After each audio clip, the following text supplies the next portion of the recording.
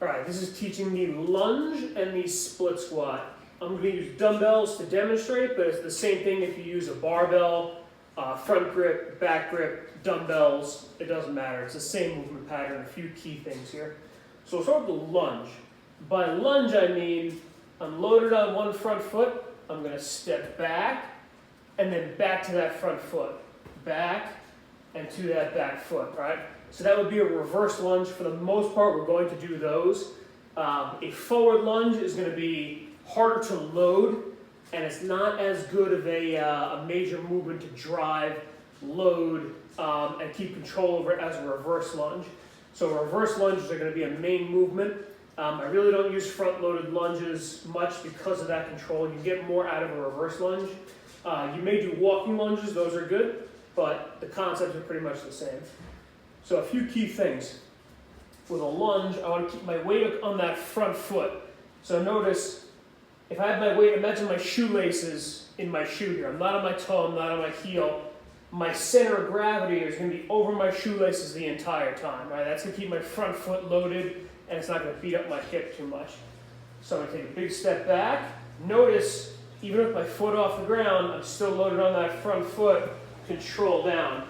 Center of gravity, shoulders, weight are over my toe. You can see kind of that midline, shoulders, knees, ankle, all kind of in line with my shoelaces. And then I press straight up. Control down, straight up. You should almost be able to take that back foot off the ground and still get pretty close without actually using that back toe for stability. That's how you know you're loaded on that front foot enough. So no toe, minimal toe. That's how I know I'm loaded too much. One common mistake you'll see with lunges and split squats is them drifting their center of gravity too far back. Notice how far back I am from over the foot. Now, one, this is going to place a lot of stress on the adductor and the hip, and that'll start to get beat up over time. They'll feel that. They'll say, I feel it in my hip and my hamstring, it doesn't feel great.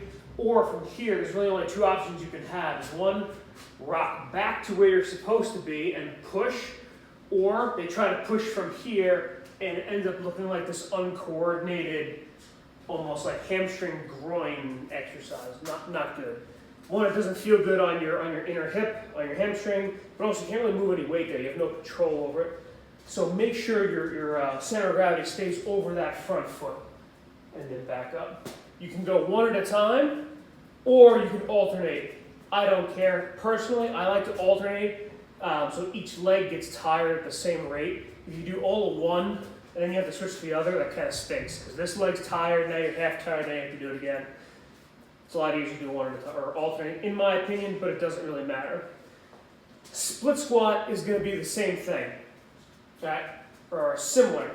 I'm going to keep that weight on my front foot, back foot stays on the ground, I'm going to touch and lock out. Notice I'm still pretty locked out at the top here. My center of gravity is still on that front foot. All right? A very common thing you'll see is pretty much the same thing. They'll get too big of a split and they'll stay in the middle there. Again, this is going to do two things. One, it's going to put a lot of pressure on my hip flexor in the back here. It's almost acting like kind of a weird leg extension movement. And it's going to beat up my inner hip on this side. Two, look at the range of motion here. I mean, I'm barely 90 degrees, and at the top of the rep, I mean, what have I really gained here? From this angle where it is now to this, I mean, what is that, like 25 degrees? You really don't get a training effect out of it. So you go up and down, but look at this range of motion. It's like 8 inches. You're not really getting a training effect out of that, as opposed to touch, lock out. Now I'm going from completely close, completely open.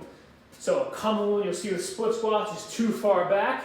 Again, stay over that front foot, touch, lock out that front foot. Right? So that's a very common mistake you see with split squats, both barbell and dumbbell. So make sure you stay on that front foot.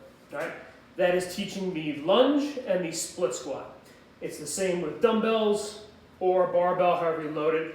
The main movement with the lower body is the same. Lunge and split squat.